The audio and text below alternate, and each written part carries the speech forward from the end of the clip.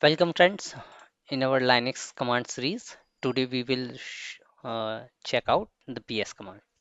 PS command is stand for process status, and it is usually used to display the information of the running process. It also provides the snapshot of the current process and showing many other details. It has some below common attributes as you can see on the screen, like for the IDs, process IDs P, for the long format L, X for the user, U, E for all the processes. Okay, so we will check and do the hands-on on these common attributes in our uh, Linux screen. So without wasting time, let's move to our Linux screen. We are at our Linux terminal. Let's do hands-on on PS command. So to start get with PS, just type you can type PS. As you can see, it provided you with some information, right? And the PID, that is a process ID, TTY, okay, time to connect, time, and CMD. Means what is this? Okay, CMD, we are having a two process that is running on CMD, that is bash and PS. PS it's all okay. But now let's see. I have to see the complete list of all process, right? Means all processes I need to see. So I can just write with E attribute. I'm able to see all the processes, right? But only as you can see, I am getting only the information like PID, TTY, time, CMD, just like that. I want full format listing of all those, right? So I will add minus F attribute as well with this. Okay, so now see the magic. So you can see we are getting like UID as well, means what is the user ID of all the processes that are not coming with those, right? Only with the PS. The PID, it is already coming with our minus E command. Okay, PPID is not coming there. Start time is not coming there. TTY is there. Okay, that time is there and CMD is there. So previously we have only the PID, TTY, time and CMD. Okay, you got it. But now we have a full list, just like UID, PPID, start time, and that is for I think CPU. I'm not sure about C, but it's maybe a CPU uses. So now you can see we have a different right. So just like I need to check only the process using the vagrant. Okay, so I will do that like I have the previous command, and in our grep tutorial we have seen that we can grab any pattern. So I just write vagrant, and as you can see it provides me all the list of processes that are having the pattern vagrant. So you can see we have the two two IDs. Okay, the process ID with root user, but they are running the vagrant.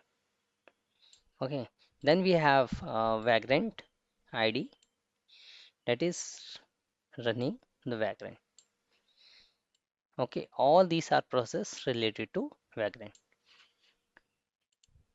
Okay, got it. So we have these kind of thing. Let's suppose we have other other kind of thing I have shown you with the grep command. We can use minus u with the username that we are trying to use, and my username is background. So now you can see I am getting only these things. There is the command that is similar to this. Okay, background. However, now you can see that timing we have. Okay, however, we are having some that thing of the process. These I think are the sleeping processes. We have some usually more information on this. Okay,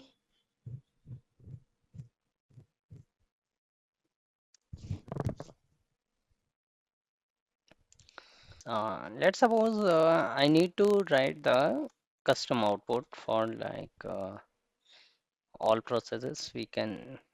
Okay, just I need PID,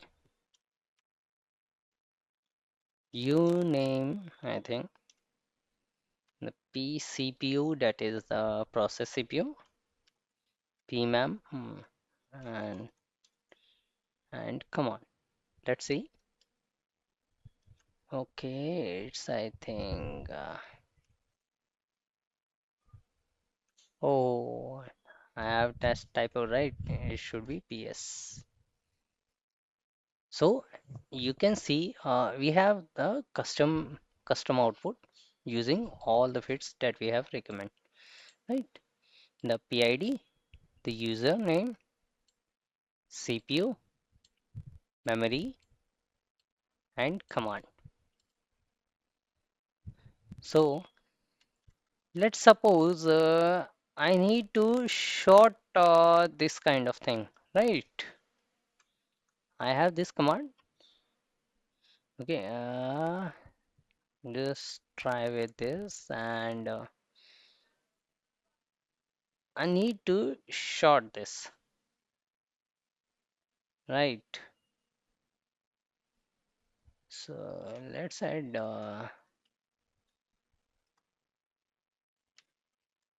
PPID as well, PCOM, PCPU,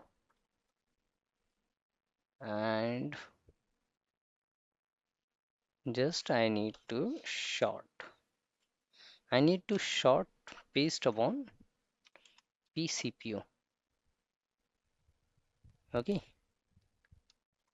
and let's see head, but let's see how many processes we have.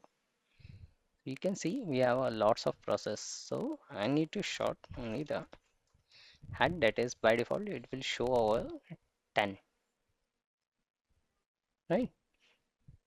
So you can see we have top 10 processes, like shorting with the CPU, and it is using that is PID 14 is using the most CPU. Okay, now let's see if I need to short this using memory. Okay, then PMPAM, we have top 10 processes that are taking high memory. So based on these things, we can decide further actions on these processes. So that's how this PS command will help us. Okay, I hope you like this tutorial on PS command. Please keep practicing, and if you face any issues, just comment me. I will provide you the solution. I hope you are enjoying my videos.